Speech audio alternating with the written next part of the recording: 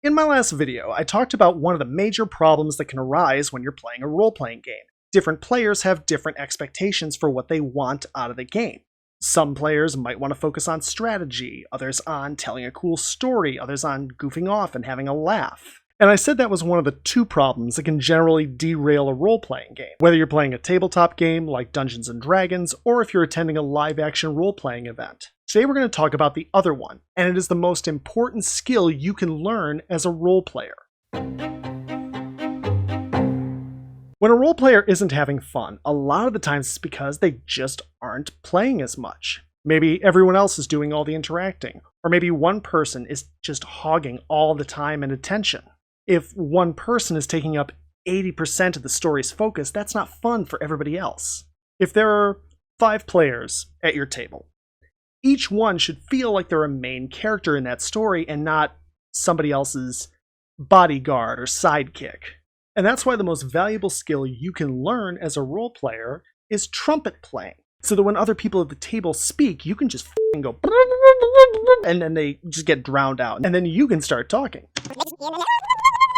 That is why the most valuable skill you can learn as a role player is sharing the spotlight. Knowing when to take center stage or when to let someone else. It can be really hard to gauge whether you're giving everyone else the same amount of space. It's a difficult skill to master, but there are ways you can do it.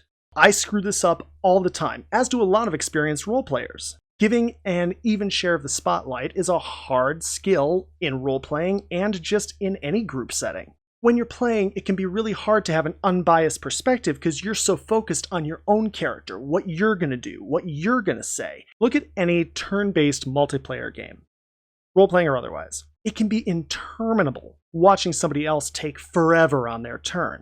But it's also really easy to lose track of time when it's your turn and everyone else is waiting for you. Now imagine trying to keep that game balanced without turns. That's what role-playing is. There's no debate monitor who's going to cut you off when your timer runs out.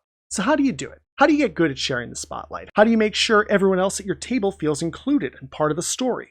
Please understand, I don't mean necessarily shut up and let everyone else talk. That can be a valuable skill to have, but it's not the only way to share the spotlight. In fact, the best way to do it is first, just look across your table, see who's talked, who hasn't really been the focus yet, and then look at their character and role-play your character saying, "What do you think?" No matter what you're role-playing or what the situation is, there's almost no reason your character couldn't turn to anyone else and say, "What do you think?"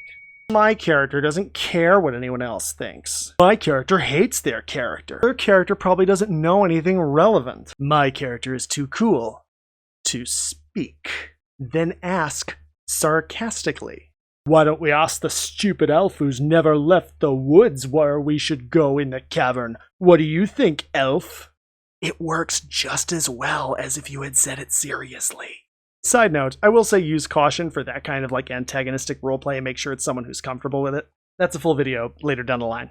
Now in LARP, if someone looks like they want to get involved in something, unless there's a limit to the number of people who can do it, or an honest-to-goodness secret you're trying to keep, find an excuse to get them involved. And here's the thing, it doesn't have to make sense. We may need someone on this journey with horns on their head. You there, with the horns, come here! Why? Why would you say something that ridiculous? Because inclusion is more important than immersion. I'm going to repeat that.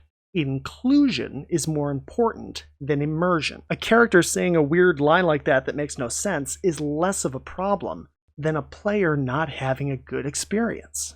And like I said, there are exceptions. Sometimes in a LARP, there might be a mod that goes to a dungeon, and there's only so many people that can physically fit in that dungeon. Or, if you're trying to share the spotlight in a tabletop, one person might have more relevant experience. It might be a scene that relates to them or their backstory. Or they might, for example, go into a druid grove and only one player is playing a druid. So they're going to get a little more spotlight here. In those cases, it's up to the DM to make sure that everyone has a chance to interact in some way, so that you can spread some of the focus to the other PCs. It could be a challenge that requires a skill that only one of the other players has, or something that really keys into their quest or their dread or their precious. For more on those, see my previous video, the 3 things all characters need. Say your characters are in that druid grove. And one of them is a bard who's never left the city. Someone who does not know a pine tree from a daffodil. Maybe the bard recognizes the song that the druids are humming. Maybe they notice that their violin is carved from the same rare wood that the druids' staves are. Doesn't even need to matter. Just that little nod of attention makes them feel like they're still part of the story.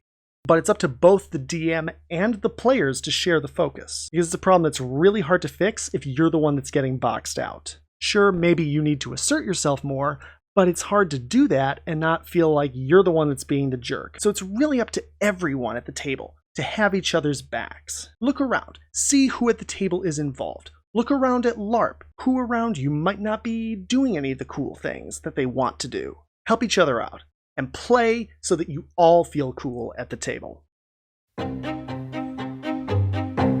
I'm Carrie Kingdom. No, that is not a made-up LARP name.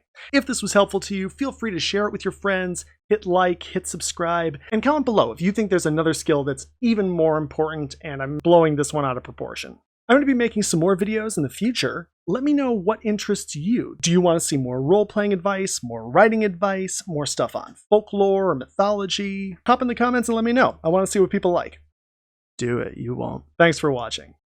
That's why the most valuable skill you can learn as a role player is filling in the bubbles on your character sheet, but without going out of the line at all. LARPing in particular can feel really weird if you've never done it before. Go reach out to somebody. See that person over there in the corner who's kind of shy and confused and scared, and they're in a costume and they don't know how to play. Go up to them. Go up to that person and be like, "Hey, you, come here. You there, come here. Blah, story."